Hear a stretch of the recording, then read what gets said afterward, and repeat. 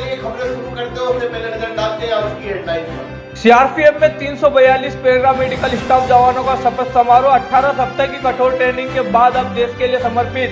डुंगलाउदा गांव के 4 युवकों की दर्दनाक मौत। शासकीय स्कूल में छात्र की पिटाई, प्रिंसिपल गंभीर आरोप। नीमच शहर तेजी से महानगर बनने की दिशा में अग्रसर। नागौर से किसान का बेटा बना सीआरपीएफ जवान। चलिए अब खबरें विस्तार से और बात करते हैं सीआरपीएफ की। जी हाँ, नीमच की शान है सीआरपीएफ। केंद्रीय रिजर्व पुलिस फोर्स में आज पैरा मेडिकल स्टाफ को शपथ दिलाई गई और उन्हें देश सेवा के लिए समर्पित किया गया। कार्यक्रम के मुख्य अतिथि थे आईजी और सीटीसी के प्राचार्य संजीव दत्ता। उन्होंने भव्य परेड की सलामी ली और साथ ही पैरा मेडिकल स्टाफ को संबोधित करते हुए कहा कि अब आपको देश की सेवा के लिए समर्पित किया जा रहा है और आप अपनी चिकित्सा सेवा के साथ ही देश की सेवा के लिए कार्य करेंगे। पैरा मेडिकल स्टाफ में सब इंस्पेक्टर, सहायक सब इंस्पेक्टर और हवलदार रेंज के अफसरों ने आज शपथ ली। शपथ के बाद भव्य रैंक सेरेमनी समारोह हुआ और इस समारोह में सभी को रैंक प्रदान की गई। कार्यक्रम में स्वागत भाषण डिप्टी कमांडेंट आशीष भटनागर ने दिया और आभार डिप्टी कमांडेंट सुरेश सैनी ने माना। इस अवसर पर जवानों ने कई हैरत अंगेज कारनामे दिखाए और उनके कर्तव्य देखने वाले भी दंग रह गए। यह भव्य कार्यक्रम सीटीसी परेड ग्राउंड में हुआ। देखिए यह पूरी खबर। सीआरपीएफ के सीटीसी में आज 342 पैरामेडिकल स्टाफ का शपथ समारोह आयोजित किया गया। इस कार्यक्रम में मुख्य अतिथि के रूप में आईजी संदीप दत्ता थे, जबकि डिप्टी कमांडेंट आशीष भटनागर ने स्वागत करिए। हमारे उपराष्ट्रपति जी से प्रारंभ हुई कि विकसित भारत सपना ही नहीं हमारा अब लक्ष्य है और चुनौतीपूर्ण देगा, बल्कि देश की सुरक्षा में भी अपनी अहम भूमिका निभाएगा। उन्होंने यह भी बताया कि स्टाफ के 18 सप्ताह की कठोर और बुनियादी ट्रेनिंग पूरी की है, जिसके बाद इन्हें देश सेवा के लिए समर्पित किया गया है। कार्यक्रम के दौरान आईजी संदीप दत्ता ने उन जवानों को सम्मान पत्र देकर सम्मानित किया जिन्होंने ट्रेनिंग के दौरान उत्कृष्ट प्रदर्शन किया था। इस कार्यक्रम में रेडियोलॉजिस्ट, पैथोलॉजिस्ट, नर्स, पैरामेडिकल सहायक, उप निरीक्षक, निरीक्षक और हवलदार रेंज के अधिकारी शामिल थे। जो पैरामेडिक स्टाफ है ये जैसा कि आप सब जानते हैं, ये हमारे जो जितने भी हॉस्पिटल्स हैं सीआरपीएफ के देश भर में, वो चाहे वो फील्ड एरिया हो, चाहे वो परिचालनिक क्षेत्र है, इनमें ये जो हैं ये सपोर्ट स्टाफ के रूप में कार्य करते हैं। और ये इनकी तैनाती जो है वो परिचालनिक क्षेत्रों में और हर स्थानों पे, हर अस्पतालों में ये इनकी की जाती है। इनको बुनियादी प्रशिक्षण जो है, क्योंकि ये बल के सदस्य होने के नाते ये सबसे इम्पॉर्टेंट है कि उनको जो सोल्जरली स्किल्स जो हैं सबसे पहले सीखें, क्योंकि बल का सदस्य तभी आदमी पूर्ण बन पाता है जब उसको सोल्जरली स्किल प्राप्त होते हैं। तो इस बुनियादी प्रशिक्षण जो कि इनका 18 सप्ताह का था, उसको इनमें ये सारी चीज़ें जिसके अंदर आपने आज इनके पासिंग आउट परेड में भी देखा, जो इन्होंने शपथ ग्रहण किया कि वो उसमें इन्होंने कितनी निपुणता हासिल कर ली है। और ये अगर ऐसी जो ऑपरेशनल कंटीजेंसी में अगर आपकी पड़ती हैं, ऑपरेशनल परिचालनिक क्षेत्रों में हैं और वहाँ ऐसी ज़रूरत पड़ती है, तो ये हथियार उठाकर अपनी सुरक्षा के साथ साथ अपने साथियों की सुरक्षा भी कर सकते हैं और उसके बाद उनको फिर मेडिकल की जो है वो कंटीजेंसी को भी वो अंजाम दे सकते हैं। तो ये इस तरह से इनको काफ़ी सख्त और उस तरह से इनको इनकी जंगल ट्रेनिंग भी उसके साथ करवाई जाती है और उनको फायरिंग का भी पूर्ण अभ्यास दिया जाता है और वेपन्स का तो दिया ही जाता है। सर, ये सीआरपीएफ में आने से पहले मेडिकल एजुकेशन कंप्लीट करके आता है? जी, इन्होंने अपनी जो है वो पूर्ण अपनी एजुकेशन जो है, क्योंकि ये अलग अलग कोई लैब टेक्नीशियन के तौर पे हैं, कोई रेडियोलॉजिस्ट हैं, कोई आपके स्टाफ नर्स हैं, तो इस तरह से अलग अलग उसमें हैं। और इसके अंदर ये सारे सब इंस्पेक्टर रैंक के और हेड कांस्टेबल रैंक में, दोनों में इनकी तैनाती जो डायरेक्ट होती है, तो उसके तहत ये अपना पूर्ण करके कुछ डिप्लोमा कोर्सेज करते हैं और कुछ अपनी शिक्षा पूर्ण करते हैं। जिस तरह से इनकी जो रिक्रूटमेंट के दौरान उनकी जो स्पेसिफिकेशंस हैं उसको ये कंप्लीट करते हैं। वार के समय भी सर ये मोर्चा संभालते हैं मेडिकल के साथ ही स्पेशली? ये इसीलिए इसका जो जैसा मैंने बताया कि इनको जो सोल्जरली स्किल सिखाने का मकसद ही यही है कि अगर वार के समय आप अब पहले अपनी रक्षा भी कर पाएँ और उसके साथ साथ ये जो है अपने साथियों की भी मदद कर पाएँ, तो उस तरह से, और उसके बाद फिर अपना जो दायित्व है जो मेडिकल का है वो भी उसके साथ निभा पाना, क्योंकि ये जब आप वार क्षेत्र में हैं तो सबसे पहले तो उस क्षेत्र से किसी की भी अगर कोई ऐसी स्थिति आती है, मेडिकल कंटीजेंसी आती है, तो उसको वहाँ से क्लियर करके लेके जाना, ताकि वहाँ फिर वो मार के इलाके से दूर हो और फिर वो मेडिकल कंटीजेंसी हो पाती है। जब तक वो मार के इलाके में है तो वो उसको खुद ही ये हथियार का इस्तेमाल करना पड़ता है, तो वो उस तरह से इनको कराया जाता है। आज सर कितने कार्मिक इस बल का हिस्सा बन रहे हैं और नीमच में इनकी ट्रेनिंग कितनी महत्वपूर्ण है? नीमच तो जैसा आपको पता है कि ये सीआरपीएफ की जन्मस्थली है और यहीं से जो सीआरपीएफ जो है सन 1939 से इसका स्थापना और ये शुरुआत हुई थी आज़ादी से पूर्ण। तो ये एक इसमें एक अंदर एक जिसे कहते हैं ना, एक बहुत बड़ा एक वो आपको देश के प्रति समर्पित होने का और उसका ये बहुत बड़ा एक जज्बा बनता है। और उसके बाद फिर इनकी जो ट्रेनिंग है ये नीमच में ये कुल 342 जो हैं जो पास आउट हुए हैं, और उसके साथ साथ इनका जो प्रशिक्षण है ये 18 सप्ताह का था, तो उसमें इनको ये पूरी चीज़ों को पूर्ण किया गया। तो ये बहुत नीमच के हिसाब से बहुत महत्वपूर्ण था कि यहाँ इनको ट्रेनिंग मिली, और जहाँ की ये सबसे पुराना प्रशिक्षण का जो संस्थान है, तो ये हमें सीटीसी को ये दायित्व दिया, और इसमें सबसे जो है ट्रेंड और सबसे एक्सपीरियंस हमारा जो ट्रेनिंग स्टाफ भी है, तो वो उस हिसाब से इनको बहुत अच्छी ट्रेनिंग भी मिली। पहले मेडिकल की पढ़ाई, उसके बाद सीआरपीएफ में ज्वाइनिंग और फिर बंदूक चलाना सीखना, सीआरपीएफ की कठिन ट्रेनिंग के दौर से गुजरना बड़ा ही कठिन होता है। चाहते तो ये लोग मेडिकल की एजुकेशन के बाद अपनी आराम की जिंदगी जी सकते थे, लेकिन देश सेवा का जज्बा इन्हें सीआरपीएफ ले आया। यहाँ ऐसे 342 जवान हैं जिनमें महिलाएं भी हैं और पुरुष भी हैं, जो कि मेडिकल परीक्षाओं में पूर्ण होकर अब वे सीआरपीएफ की कठोर ट्रेनिंग के बाद देश के विभिन्न हिस्सों में तैनात रहेंगे, जहां वे गोलियां भी चलाएंगे और सुई भी लगाएंगे और साथ ही अपने जवानों के स्वास्थ्य का इलाज भी करेंगे। आज सीआरपीएफ में पैरा मेडिकल स्टाफ का शपथ विधि समारोह हुआ और इसमें कई ऐसे जवान थे जिन्होंने मेडिकल की उच्च शिक्षाएं ग्रहण की, लेकिन फौज में जाने का उनका जो जज्बा था, देश सेवा का जो समर्पण था, इसके लिए वे सीआरपीएफ में गए। इन्हीं लोगों से नीमच की टीम ने बात की और उनके जज्बे को जाना। देखें आप। नमस्कार नीमच टुडे में आपका स्वागत है। आज सीआरपीएफ के सीटीसी परेड ग्राउंड में 342 पैरामेडिकल स्टाफ को शपथ के बाद देश सेवा के लिए समर्पित कर दिया गया है। ये जवान मेडिकल सेवा देने के साथ ही देश की सुरक्षा में तैनात रहेंगे, वो देश के विभिन्न हिस्सों में सेवाएं देंगे। तो हमारे बीच हैं नागौर जिले के एक पैरामेडिकल स्टाफ सदस्य जिन्होंने आज एएसआई के रूप में शपथ ग्रहण की।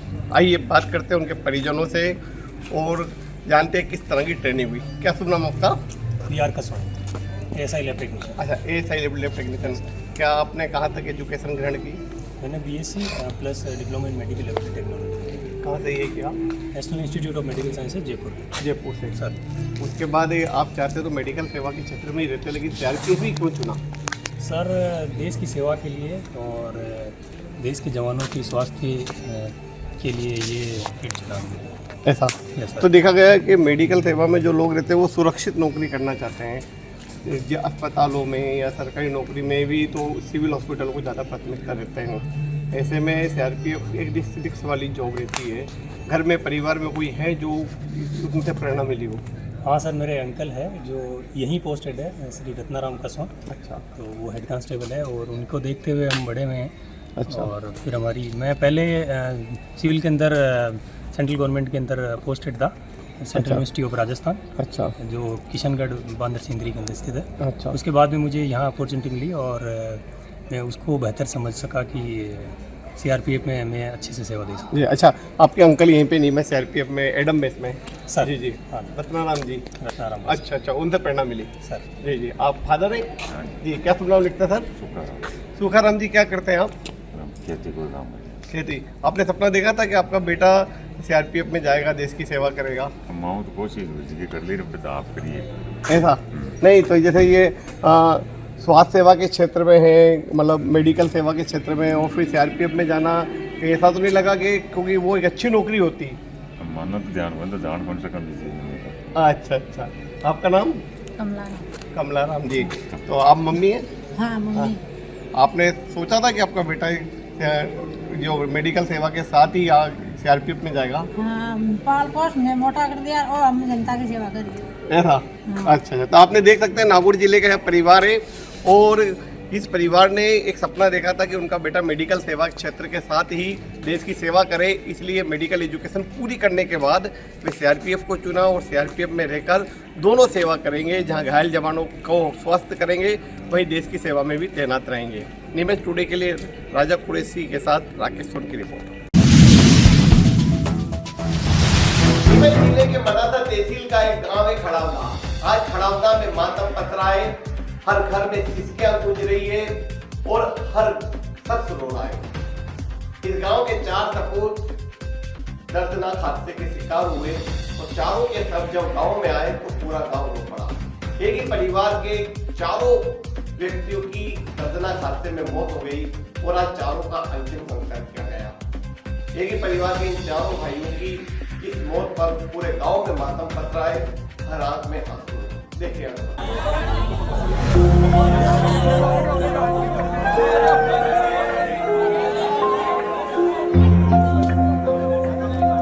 कल महाराष्ट्र में हुए हादसे के बाद जब आज बुधवार को खड़ावदा गांव के चारों युवकों का अंतिम संस्कार हुआ तो पूरा गांव रो पड़ा। 4 जवान युवकों की एक ही साथ आरती उठी तो हर एक शख्स की आंख से आंसू छलक उठा। सैकड़ों की संख्या में लोग अंतिम यात्रा में शामिल हुए और चारों युवकों को अंतिम विदाई दी। घटना के बाद गांव और आसपास का क्षेत्र गम में डूबा हुआ है। चारों युवकों की हंसती खेलती जिंदगी की अचानक मौत गले आ लगी। सूचना के बाद परिवार सदमे में है तो समाज में गम छा गया है। वहीं आज सुबह चारों युवकों की एक साथ अर्थी उठी और एक साथ अंतिम संस्कार हुआ।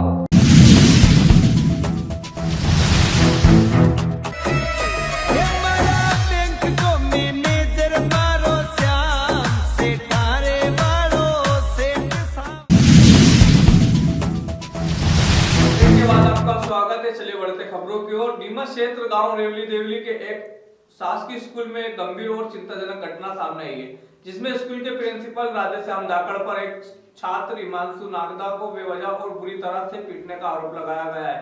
हिमांशु का कहना है कि उसे बिना किसी कारण के सजा दी गई है और प्रिंसिपल ने उसे इतना मारा कि उसके दोनों हाथ काम करना बंद हो गए और बोलने में भी मुश्किल महसूस करने लगा। गांव रेवली देवली के एक शासकीय स्कूल में एक बेहद ही गंभीर घटना सामने आई है, जहां स्कूल के प्रिंसिपल राधेश्याम धाकड़ पर एक छात्र हिमांशु नागदा को बेवजह पिटाई करने का आरोप लगा है।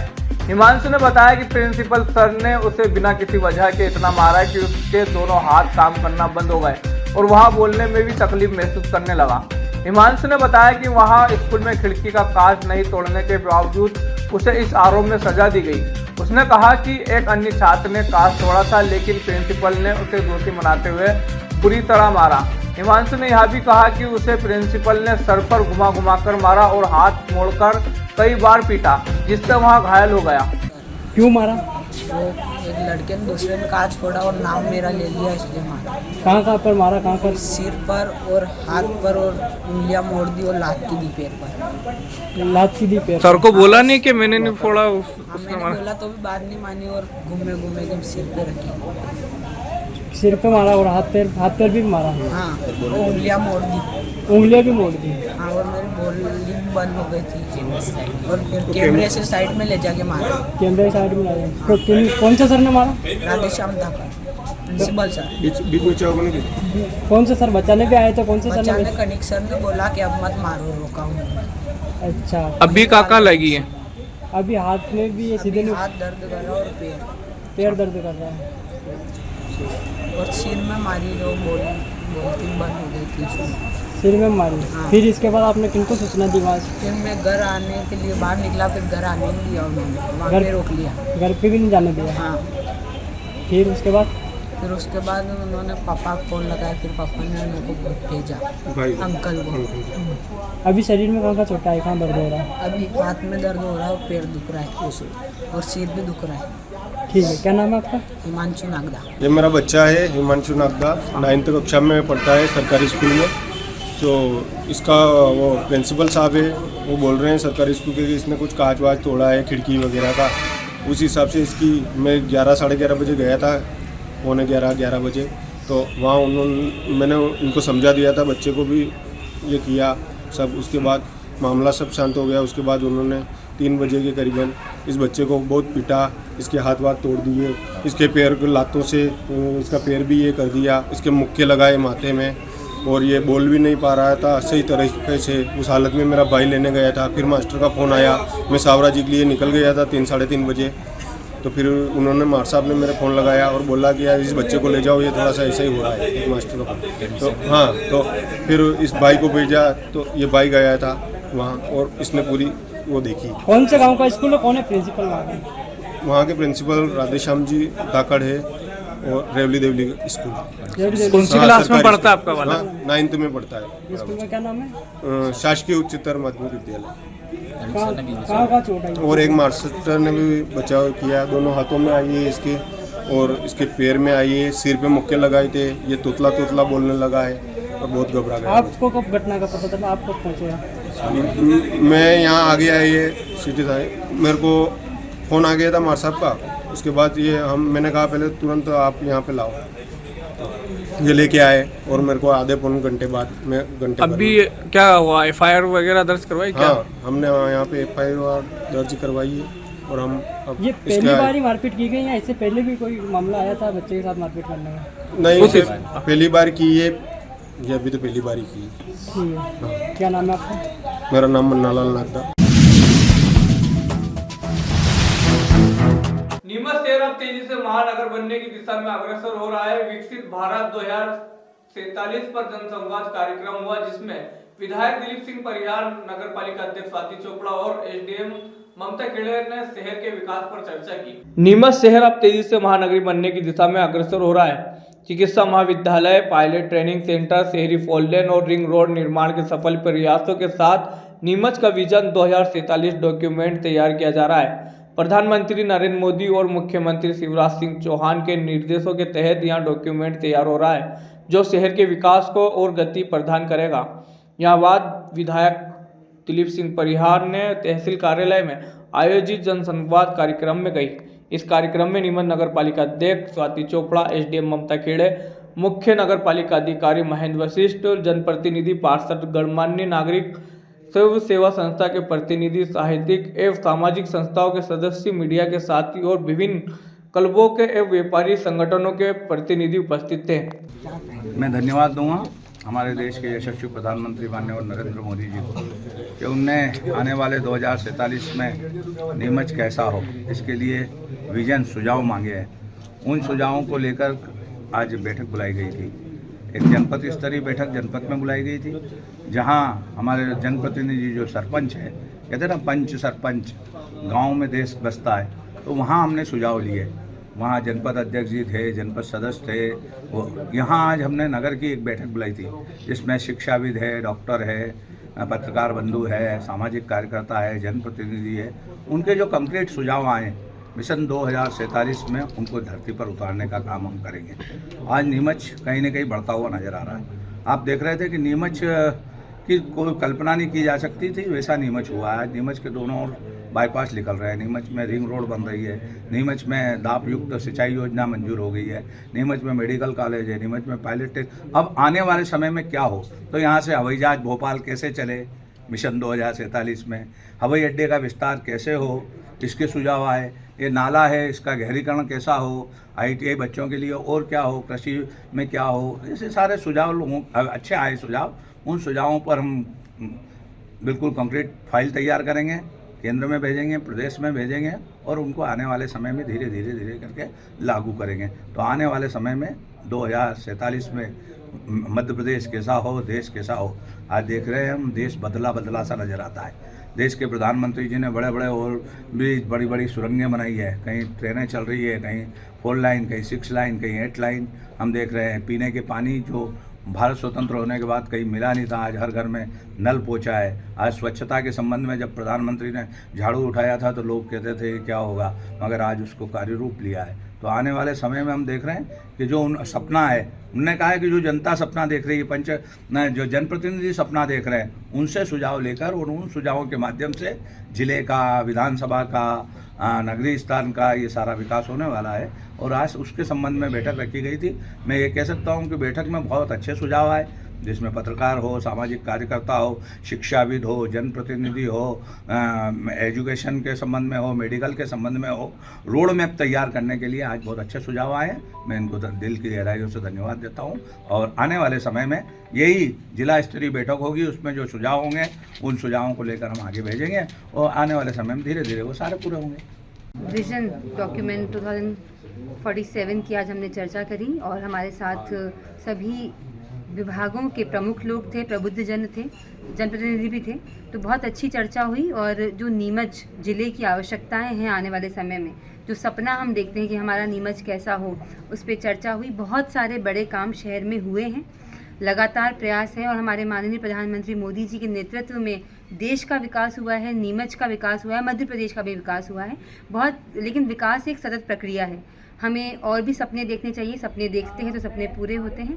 आज हमने जो चर्चा करी उसमें बहुत सारे अच्छे विषय निकल के सामने आए कि कैसे नीमच में और अच्छे पार्क्स बने, यहाँ पर कैसे और अच्छा इंफ्रास्ट्रक्चर बने, यहाँ पर किसान के लिए भी किसान भवन बने सब्जी मंडी के, जो मंडियों के पास है, कैसे हम यहाँ पर मॉल ला सकते हैं, हॉकर जोन आ सकता है, फूड जोन बन सकता है। तो निश्चित ही हमारे सपनों का नीमच है, जहाँ हम चाहते हैं कि सुंदर सड़कें हों, स्वच्छ माहौल हो, यहाँ पर बहुत अच्छे अच्छे game zone, food zone, park, amusement park हों।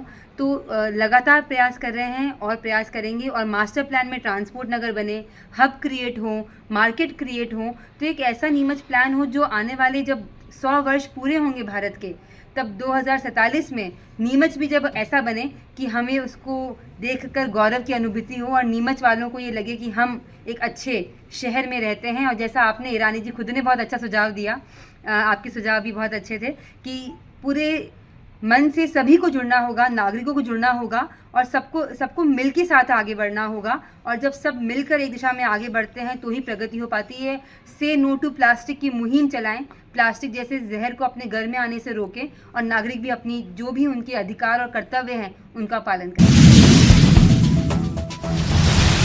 इंदौर जाने की आवश्यकता नहीं। 11 मल्टी स्पेशलिटी हॉस्पिटल नीमच में उपलब्ध है। अंचल का एकमात्र अत्याधुनिक सब सुविधा युक्त 150 बेडेड हॉस्पिटल, जहां आपको 24 घंटे इमरजेंसी सुविधा उपलब्ध मिलेगी। साथ ही सभी बीमारियों का इलाज, जांचें तथा दवाइयां एक ही स्थान पर उपलब्ध है।